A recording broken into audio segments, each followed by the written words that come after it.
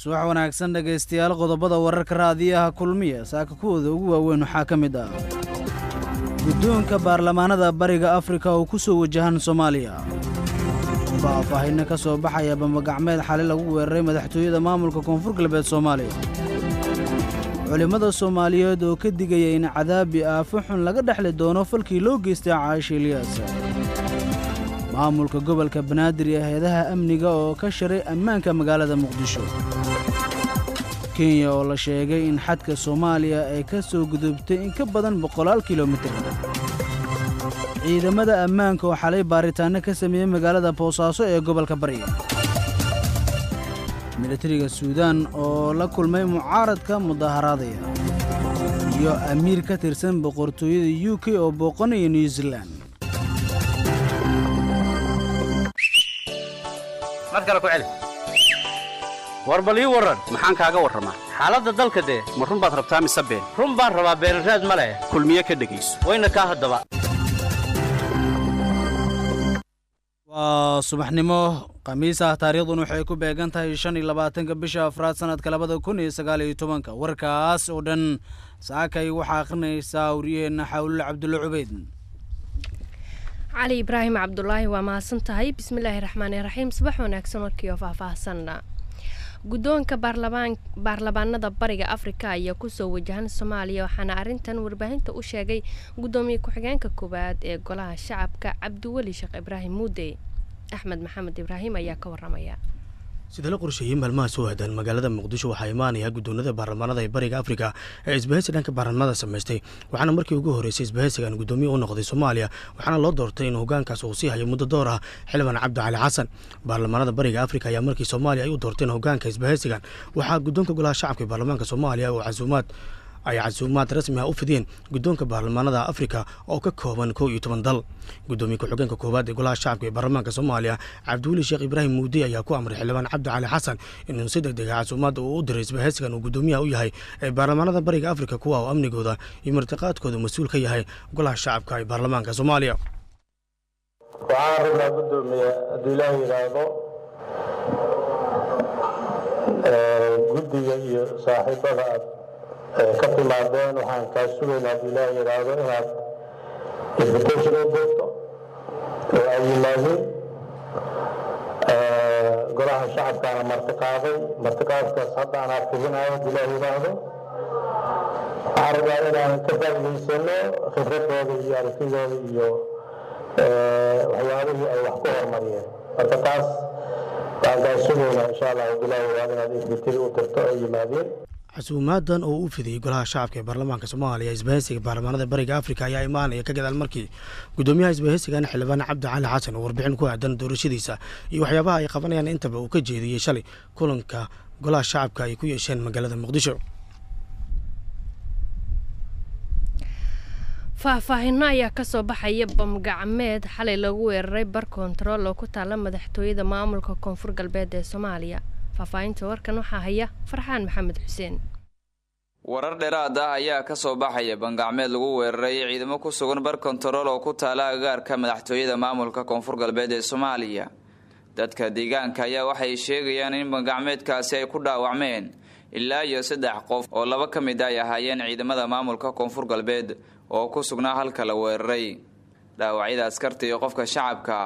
ayaa waxaa loola cararay isbitaalka magaalada Baydhabo ee xarunta gobolka Baay ciidamada ammaanka ee magaalada Baydhabo ayaa sameeyay baaritaano ay ku baadigoobayaan kooxihii ka dambeeyay weerarka bambaano oo lagu weeraray ciidamada maamulka koonfur galbeed ee Soomaaliya oo fariisan ku lahaa agagaarka madaxtooyada maamulka koonfur galbeed ee Soomaaliya magaalada Baydhabo ee xarunta gobolka Baay ayaa waxaa habeenadii u dambeeyay ku soo badanayay weerarada lagu qaadayo fariisimada ciidamada ammaanka ay ku leeyihiin gudaha magaalada Baydhabo ee xarunta gobolka Baay culimada Soomaaliyeed ayaa ka digaya in cadaab iyo aafo xun laga dhaxli doono falkii loo geystay Caaisha Ilyas sidaas waxaa sheegay Sheekh Maxamuud oo Cabdulle Cariif oo kamid ah culimada Soomaaliyeed Cali Cilmi Salaad warkan hayno dhameystiro Sheekh Maxamuud oo Cabdulle Cariif oo kamid ah culimada diinka Soomaaliyeed kuwooda ugu caansan isla markaana wareysi siiyay idaacadda kulmiye ee magaalada Muqdisho ayaa ka hadlay xaaladda qoyskii marxuumad Caaisha Ilyas oo dil iyo kufsi loogu geystay gaalkacyo sheekh maxamuud ayaa sheegay in falkii ka dhacay gaalkacyo haddii aan loo helin ciqaab la marsiiyo dadkii ka dambeeyey ay ka dhalan karto ciqaab iyo aanfuxun oo saameysa dhammaan ummadda soomaaliyeed shiiqa ayaa sidoo kale fal aad u xun ku micneeyey in qoyskii dhibka gaaray haddana ay la sii kulmaan jurxumeen iyo faquuq bulshada dhexdeeda ah sheekh maxamuud ayaa dhammaan dadka soomaaliyeed gaar ahaan reer gaalkacyo ka dalbaday in ay ka dhidhiyaan cadaalad darrada dadkii falkaasi fuliyey iyo faquuqa lagu sameeyey qoyska waxa uuna sheegay in ciqaab laga dhaxli karo adduun iyo aakhiro waxaana ugu baaqaynaa mas-uuliyiinta dalka puntland ee jooga waxa weeye culumay leeyihiin dad akhyaar ay leeyihiin madaxay leeyihiin wax kasta ay leeyihiin wayna ila tahay inay maaragtay ay arrintaas ku dadaali doonaan dadkuna waxyaabo badan oo ay ayagu dadka bulshadu iska sheegaan baa jiro ay ka dhaqaan laakiin hadda weli waxaanu sugaynaa in markaasi daalimiintii wixii la heli kara lasoo qabto oo la jaasiyo arrintaas haddaysan dhicinne waxay keeni doontaa cirib xumay keenaysaa dadka iyo dalka iyo maaragtay arlada wax kasta oo maaragtay koonka jooga ama sacaradaas ku nool ama Soomaaliya oo dhan ku nool ayaa cuquubadaas ay ku dhici doontaa midka weyn arrintaas aan laga hortagin waxay dhalin doontaa Soomaaliya caaqibo xun iyo cirib xumay ku ilaahay subhanahu wa ta'ala waxaan ka rajeeynaa in arrintaas laga daba tago waxna laga qabto dadkaasna waa ka hijroodeen meesha sida la sheegayo waana hadee arrin xun oo maartay niyad xumo iyo qalbi jab ku ridaysa dadka walaalaha oo Soomaaliyeed iyo qofkii daciif ah oo sidaas marka hadda waxa waaye taas ay keenaysaa in maartay masaa'ib ay ka dhalan horta cadaalad waa mid ilaahay rasuulkiisa ka timiday waxyaabaha hadda dadku maartay cadaalada u yaqaano caalamkan ka jirta cadaalada ilaahay subhanahu wa ta'ala ayaa jideeyay ilaahay subhanahu wa ta'ala wuxuu dhahay fa'dilu walaw kana da qurba ayuu dhahay ilaahay cadaalad sameeyo qofka qariibkiina baa ka dhigo walaw ala anfusukum wa nafs cadaalada ilaahay iyo rasuulkiisa jideeyay quraanka ku cadahay nusuusta ahadiisa ku cadahay dadku xaq waajibay ku tahay adooman haday yihiin ilaahay ku isa markaas ay cadaalad iyo dhalanaysaa dhan kale hadii wax loo jeriyo weligeed waxay taagnaaysaa jawr iyo fasahaad iyo dulmi ay taagnaysaa aan laga bixin oo adduunyo aakhira beel ay taagnaaysaa sheekh maxamuud oo cabdilla cariif waxa uu ugu magac weyn yahay ummad badan oo Soomaaliyeed kuwaas oo ka hadlay falkii gaalkacyo ka dhacay 25 bishii 2 ee February ee sanadkan ayay ahayd markii Caaisha Ilyas oo 12 sano jir ah dil iyo kufsi loogu geystay magaalada gaalkacyo ee xarunta gobolka Mudug maamulka gobolkani Banaadir iyo hay'adaha amniga ayaa ka shiray ammaanka magaalada Muqdisho Shamis Xasan Haaruun ayaa faahfaahinaysa duqa Muqdisho ahna gudoomiyaha gobolka Banaadir Mudane Cabdiraxmaan Cumar Cismaan Yariiso oo gudoomiye shirka tubta gobolka Banaadir ayaa amray laamaha dawladda hoose inay dardargeliyaan howlaha nadaafadda iyo bilicda caasimadda maadaama la galay xilli roobaadkii injineer Yariiso ayaa ugu baaqay bulshada caasimadda gaar ahaan mulkiilayaasha goobaha ganacsi inay la shaqeeyaan howlwadeennada dawladda hoose ee habeen iyo maalin u taagan ilaalinta bilicda iyo feedhowrka bulshada sidoo kale shirka tubta gobolka waxaa lagu soo bandhigay dib u eegista xeerka maareynta qashinka looxa howlaha halbeega tubta dhamaystirka qalabka elektarooniga ee gobolka iyo wada shaqeynta maamulada heer degmo iyo laamaha ammaanka gudoomiyaha ayaa sheegay in la xoojinayo isla xisaabtanka dhammaan qaybaha maamulka isagoo ugu baaqay in si dhow loola shaqeeyo hay'adaha ammaanka ee ku howlan ka hortagga falalka argagixisadu ku mareegayaan shacabka Soomaaliyeed waa sida uu hadalka u dhigay gudoomiyaasha degmooyinka gobolka Banaadir ayaa isla meel dhigay dardargelinta ka qayb qaadashada barnaamijka isxilqaan ee dalka lagu dhisayo iyagoo uga mahadceliyay qaybaha bulshada doorka wanaagsan ee ay ka qaadanayaan dib u eegista dayactirka iyo bilicaynta gobolka Banaadir madaxda heer gobol iyo heer degmo ayaa si dhow u falanqeeyay miro dhalka barnaamijka muhiimka ah adeegyada asaasiga ee bulshada ee laga hirgeliyay gobolka Banaadir caqabadaha jira iyo sidii loo sii dardargelin lahaa ciidamada ammaanka ayaa xalay waxa ay baaritaano ka sameeyeen magaalada Boosaaso ee gobolka Bari baaritaanada ayaa ka dambeeyay kadib markii shalay qarax mino lala eegtay gudoomiyaha gobolka Bari Yuusuf Maxamed Wacays Dhedo inkastoo weerarkaas uu ka badbaaday haddana askar ka tirsan ciidamadiisa ayaa weerarkaas ku dhaawacmay ciidamada ayaa la sheegay in dhalinyaro badan ay ka qabteen xaafadaha magaalada Boosaaso ee gobolka Bari iyagoona qaarkood ka xaysay halka kuwa kalena la sii daayay magaalada Boosaaso ayaa inta badan waxa ka dhaca qaraxyada la mas'uuliyiinta ka tirsan maamulka Puntland Kenya ayaa la sheegay in xadka Soomaaliya ay ka soo gudubtay in ka badan 100 kilomitir waxaana la sheegay in Kenya ay dib u bilowday dhismaha darbi weyn oo ay ka dhisayso degmada Balad Xaawo arintan warbaahinta waxa uu sheegay guddiga madaxa bannaan iyo xuduudaha qaranka Soomaaliya Axmed Maxamed Ibrahim ayaa faahfaahinaya xuseen nuur xaashi gudoomiye ku-xigeenka guddiga madaxa bannaan ee xuduudaha qaranka mar warbaahinta la hadlay ayaa shaaca ka qaaday in dhibaato ba'an ay ku hayso dowladda Kenya magaalada Balad Xaawo ee gobolka Gedo shacabka ku nool gudoomiye xaashi ayaa sheegay in dowladda Kenya ay ku soo gardarootay dhulka Soomaaliyeed iyadoo uu darbiga ay dhisayso dartii ku qarisay 462 kilomitir oo dhul Soomaaliyeed ah kaasoo imikadan mar kale ay ku bilowday dhismo inta wuxuu ku daray hadalkiisa in dowladda Soomaaliya ay u gudbiyeen warbixinta magaalada Balad Xaawo ay ka soo ururiyeen balse dowladdu ay ka jiifatay balse dowladda ayuu ku sheegay inay ka jiifatay arintaas wax ka qabashadeeda xuduudka markaad halkaa ka gasho ujeedadu Balad Xaawo ma aha 462 kilomitir oo Jubbaland ka tirsan ayaa hadii khadka BB1 meesha calaamadu taal midna xagga Kenya ujeedo midna xagga Itoobiya midna xaggeena u taalo 5 kilomitir Balad Xaawo jirta halka hadii laga bilaabo 462 kilomitir oo dalkeena ayaa gudaha galaya badda meesha ay Carabiyan gudaha galaysa waxaan soo sameynay naqshadii waxaan soo sameynay cabirkii waxaan soo sameynay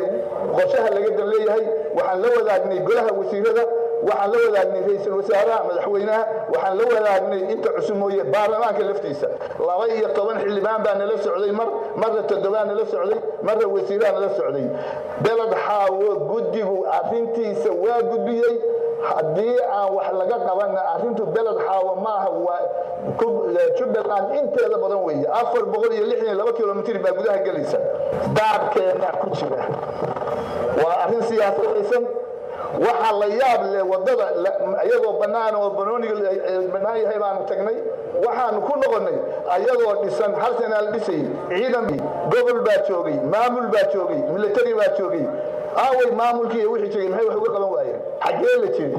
hadda maanta aan joogno xaaladii way soo noqotay way taagan tahay idinka golaha shacabka aan go'aan laga rabaa qoraalkan idinkeena noogama nasjoodin xildhibaanada kale ah Saadiye Muuse Cabdullaahi iyo Saciid Maxamed Maxamuud waxay ka dhawaajiyeen inay soo laabatay dhibaatada Kenya ay ku haysay shacabka ku nool magaalada Balad Xaawo ee gobolka Gedo maadaama darbiga ay ka dhisayso xadka labada dal ee Soomaaliya Kenya uu yahay dhul Soomaaliyeed isla markaana ay qodeen gunta hoose ilaa iyo 200 oo mitir dhismihii dowladda Kenya ay ka bilowday Balad Xaawo iyo in 16 mitir ee gudaha ugu jiraan Balad Xaawo hadda this week sinta aan soo dhaafnay mar saddexaad ayay dowladda Kenya ay rabtaa inay dhisto xuduudkii dhismihii daraad ay bilowdayna waxay ka 28 tiirar oo dhagax ah ay ka dhistay waxayna sidoo kale qoday 200 oo mitir maalin walba markay sii dhisaysana waxay gudaha Soomaaliya u sii galaysaa 1 mitir iyo bar waxayna guud ahaan sida soohinta hadda ay ku wada isku xirayso markay dhamaadeen inay dhisto 400 mitir ee gudaha Soomaaliya u galaysaa dowladda federaalka ee Soomaaliya madaxdeeda oo ugu sareysa inay soo fargeliyaan dhismahaasna la joojiyo haddaydan xuduudda Balad Xaawo soohintaas ay sunti kale ama difaac karin xuduudda Muqdishona ma difaaci kartin sida daraadeed inaad arintaas tixgelin xoogan aad siisaan aad mutaabacad ama dabagal xoogan aasartaan warka subaxii raadiyo kulmiye ayaa la socotaan markana wararka dibadda golaha militariga Suudaan ee dalka maamulaya ayaa la kulmay dadka dibadbaxyada soo abaabulay ee kalifay in xilka laga rido Umar Xasan al-Bashiir mucaaradka ayaa hore uga baxay wada hadalkii ay militariga la lahaayeen balse hadda ayaa dib loo bilaabay wada xaajood la doonayo in talada lagu wareejiyo rayidka war uu soo saaray golaha militariga ka hor kulankii Arbacadii wuxuuna sheegay in ujeedku uu yahay in sida ugu dhaqsiyaha badan awoodda loogu wareejiyo shacabka si loo helo xukuumad ku meel gaar ah waxaana ku heshiinay in aan sameeyno guddi wadajir ah oo noo dhaxeeya si ay uga doodaan xal wadanka dejin kara ayaa lagu yiri war uu militariga soo saaray mucaaradka ayaa doonaya in la soo dhiso xukuumad ku meel gaar ah oo ay militariga ka madax banaan yihiin sida dalka loo gaarsiiyo doorasho dimuqraadi ah ugu dambeyntiina amiirka labaad ee leh dhaxaltooyada boqortooyada Britain William Philip ayaa ka degay dalka New Zealand halkaas oo uu kula kulmi doono dadkii ka badbaaday weeraradii argagixisay lagu qaaday labada masaajid ee ku yaala magaalada la yiraahdo Christchurch qoysaska dadkaas booqashada amiirka oo 2 maalmood ah ayaa ka bilaabanaysa xuska Anzac Day oo lagu maamuuso askartii hore ee Australia iyo New Zealand wuxuuna sidoo kale la kulmi doonaa dadkii ay saameeyeen weeraradii bishii Maarso dhacay ee 50 ruux ay ku dhinteen amiirka ayaa waxaa sidoo kale la filayaa inuu booqan doono shaqaalaha gurmadka degdega ah iyo hogaamiyaasha bulshada muslimiinta Amir William ayaa booqashadan ku matalaya boqorada Ingiriiska kadib markii ay casuumaad rasmi ah ka heshay ra'iisul wasaaraha New Zealand Jacinda Ardern xafiiska boqortooyada Britain ayaa sheegay in William uu bogaadin doono dadka reer New Zealand isaga oo ku amaanaya garab istaagii iyo rafiiqnimadii ay muujiyeen markii ay weerarada masaajidku dhaceen guud ahaan war wixii dalkii dibadda naga soo gaaray oo subaxnimada raadiyo kulmiye muqdisho aad kala socoteen khiyaari waa naga inta cidii warkeenu dhaafay waxay ka daalacan karaan radiokulmiye.com